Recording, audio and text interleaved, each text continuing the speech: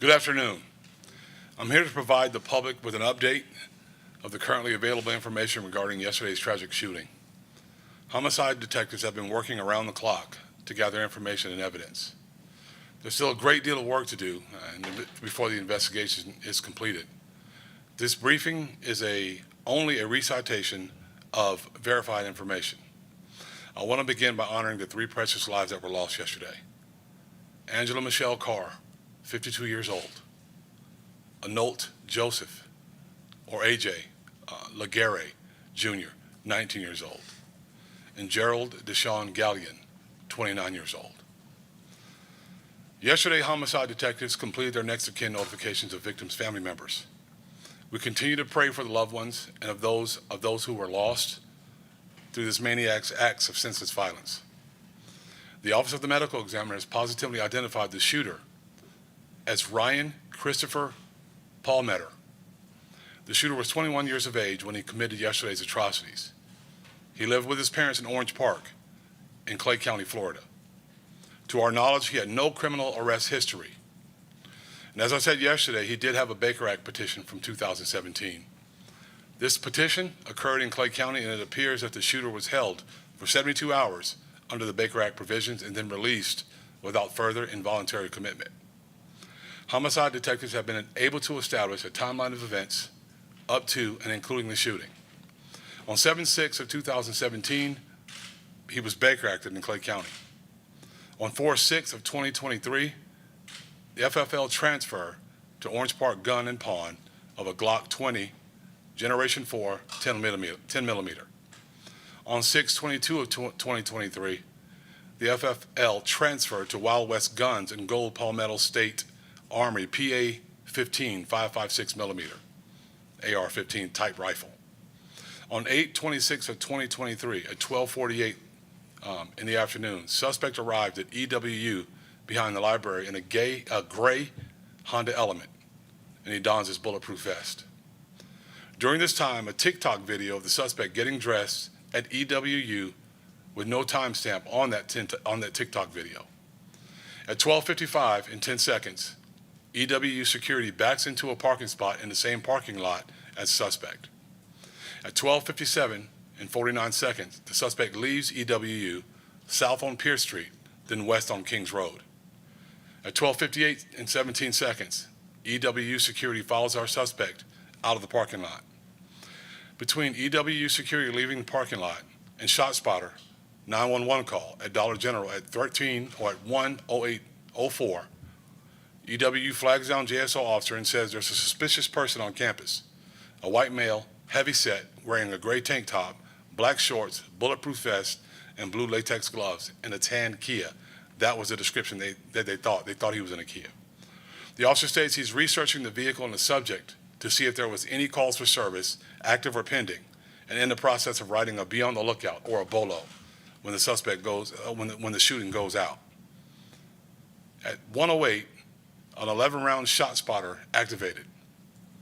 At 1:08 and 13 seconds, the suspect's on video in the parking lot in front of the store, shooting into a black Kia and murders the first victim, Ms. Angela Carr. The suspect enters the Dollar General store and engages the second victim. I saw a young 19-year-old victim, Anolt Laguerre. At 1:08 and 24 seconds, multiple witnesses exit the rear door of the store. At 1:08 and 47 seconds, the suspect exits the same rear door. At 1:09 and 6 seconds, one round ShotSpotter goes off. At 1:09 and 13 seconds, the suspect enters the same rear door. And at 1:09 and 30 seconds, the suspect shoots at a security camera several times but misses. At 1:09 and 50 seconds, the first 911 call goes out. At 1:10 and 30 seconds, victim Jared Gallion enters the store with his girlfriend. At 1:13 and 5 seconds, one round ShotSpotter initiates once again. At 1:13 and 10 seconds, the suspect shoots a third victim, Gerald Gallion. At 1:13 and 12 seconds, the suspect chases witness Elvisha Chappell through the store, shooting at her but does not strike her. At 1:13 and 25 seconds, Elvisha Campbell exits exits the rear door, the rear east door of the store. And at 1:13 and 37 seconds, the suspect shoots out the rear door on the east side of the building. At 1:13 and 43 seconds, a 4-round shot spotter initiates. At 1:13 and 47 seconds, the suspect reenters the building and walks back towards the office. At 1:14 and 23 seconds, the suspect enters the office. At 1:18, the suspect texts his father and says, "Use a screwdriver to get into my room." The father enters the room and finds a last will and testament of the suspect along with a suicide note on his laptop. At 1:19 and 21 seconds, the officers enter the building and begin to clear. Just 11 minutes after this whole ordeal began. Patrol clearing the hallway when the officer hears a single gunshot. We believe that's when he killed himself. At 1:41 and 3 seconds, EWU security Marcus Williams calls to notify JSO.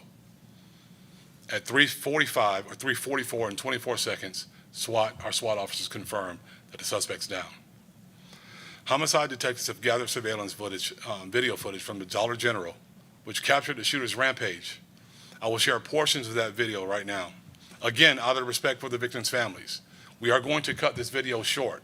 We will not be showing their loved ones and what happened to them inside the store. Rather, these video surveillance excerpts detail some of the shooter's movements outside and inside the Dollar General. As you'll see from the video footage, the shooter outfitted himself with a tactical vest, which he covered with a short-sleeved button-up shirt. He created a facial covering and donned gloves for his attack.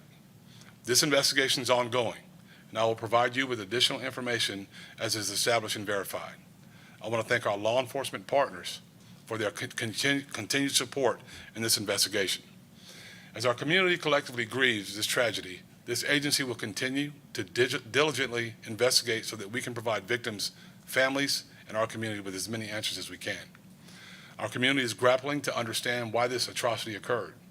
I urge us all not to look for sense in a senseless act of violence. There's no reason or explanation that we'll ever account for the shooter's decisions and actions. His sickening ideology is not representative of the values of this Jacksonville community that we all love so much. We are not a community of hate. We stand united with the good and decent people of this city. We reject this inexcusable violence, and this agency will not rest until this investigation is complete and every available avenue of accountability has been exhausted. Now, I'll be happy to answer any questions after we view this video.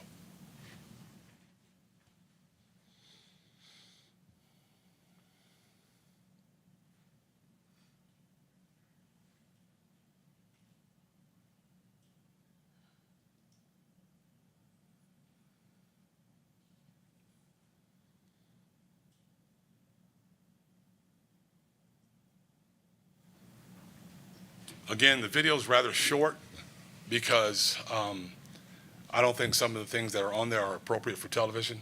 And it's not meant to entertain or be insensitive to our victims and our victims' families.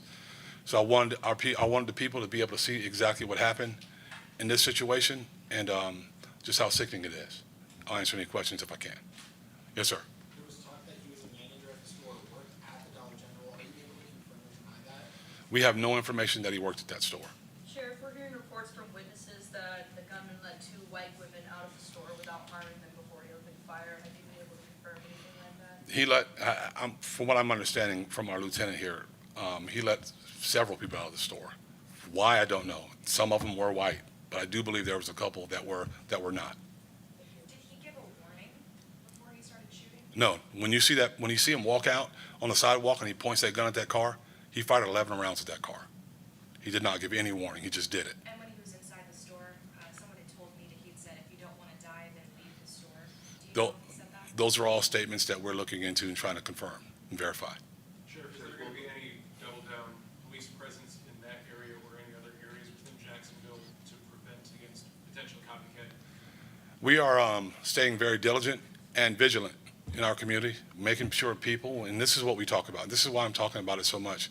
I want people to be paying attention. I want people to see anything you see that may be strange out there. We don't expect anything like this to happen again. We hope that it never happens again. But we also ask our community to be on the lookout and just be aware of the possibilities. We don't think, again, there's no information that gives us any belief that this is going to happen again. But of course, we're always going to be paying close attention. Sheriff, Sure, after this is reading Will the Brown, WGCT News. You mentioned earlier that this gentleman here initially went to Edward Waters University. From your investigation so far, has there been any indication why he specifically went there first? It looks to me that he went there to change into whatever he needed to change into. He had an opportunity to do violence in EWU. He did not. There were people very close, in very close proximity. He did not do anything there. He backed out and he left. Sheriff, after reading that manifesto, how difficult is it for you to stand here and process this hate crime that entered your community, very similar, almost a year after that horrific shooting in Buffalo, almost similar in nature? I can tell you it angers me as a sheriff, as a member of this community. No family should ever have to deal with something like this. Anyone who enters into a store and does this to perfectly innocent people, one doing his job, a couple of customers, is baffling to me. It's very difficult for me to watch, and I've seen a lot over 32 years. And I don't ever want to have to see it again, and I don't like it, and we are going to make sure that we work as hard as we can to stop these kind of things from happening again. That's why we are paying very close attention to this. We're doing so much to try to determine what exactly led to this. The manifesto is quite frankly, the diary of a madman. He was just completely irrational. But with his irrational thoughts, he knew what he was doing. He was 100% lucid. He knew what he was doing. And again, it's disappointing that anyone would go to these lengths to hurt someone else. And Sheriff, could you explain, are there any details as to why he was radioactive back in 2017 and were his guns taken at the time? No, he didn't have the guns back in 2017. He was only 15 at the time. There was no flag that could have come up to stop him from purchasing those guns. As a matter of fact, it looks as if he purchased those guns completely legally, and all the FFLs did what they were supposed to have done to make sure that there were no issues. So therein lies the difficulty. When a person grabs a hold of a gun with hateful intentions, it's very difficult to stop that from happening. Sheriff, I are just you want to looking make worried? sure, I just want to make sure I have this all in one place in terms of sound here. Can you just tell us, clarify, where did those firearms come from? Were they legal guns and were they legally possessed? They were 100% legal, and as I stand here with you today, they were legally possessed. There was nothing indicating, again, like I said, it appears that the dealers that sold those guns to him did it legally. They did what they were supposed to have done. One was Wild West Guns. What was the other one? One was Wild West Guns and the other was Orange Park Gun and Pawn. So it appears they did everything that they were supposed to do as a gun dealer. There was nothing indicating that he should not own guns. So then standing here on the other side of this podium, he possessed these guns legally. We know what he did with them. What could have been done? What should have been done? Well, we have to stop people that have bad intentions. The story is always about guns. People are bad. This guy's a bad guy. If I could take my gun off right now and I lay it on this counter, nothing will happen. It'll sit there. But as soon as a wicked person grabs a hold of that handgun and starts shooting people with it, there's the problem. The problem is the individual.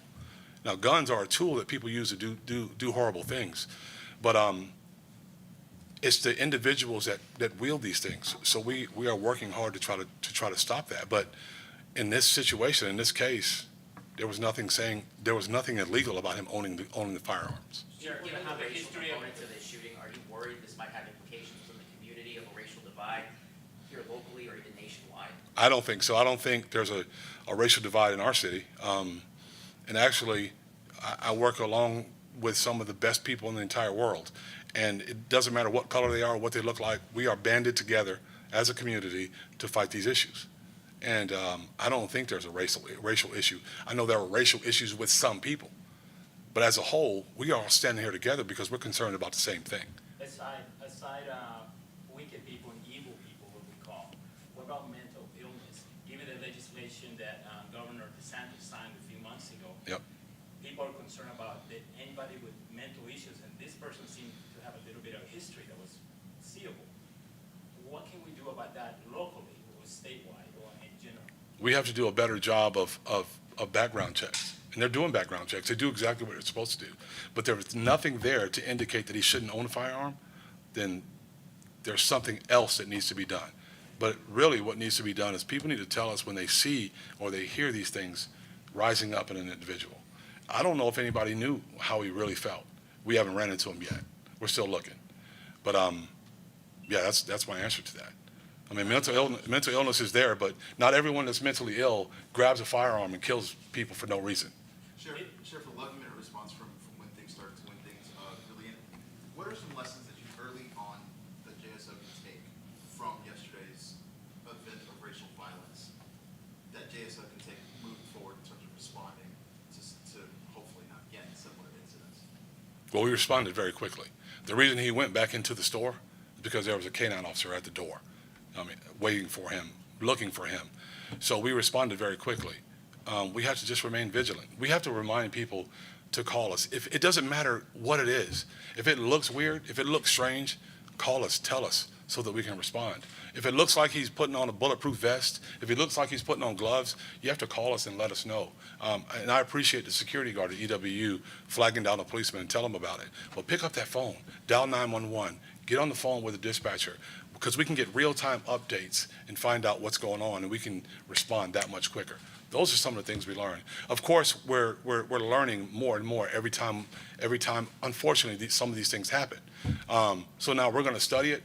We're going to continue to study it. We're going to continue to work it until we find out exactly the entire history of the thing, and then we'll put some things into practice to continue to work and make sure we can respond as we did just then, yesterday. Have you had any time to look into his disposition to violence in his past with his family? Or Let me tell you this. There was no criminal record. Nothing. No criminal history. Nothing. He had a domestic violence call at his house with his brother. Members or friends that said, hey, it was We'll handle that. So we understand how to investigate. So we're going to continue to investigate this. But what I'm telling you is, where it stands right now, there was nothing that we could have done to stop him from owning a firearm, a rifle, or a handgun. There was no red flags. All right? Thank you, Sheriff. Thank y'all.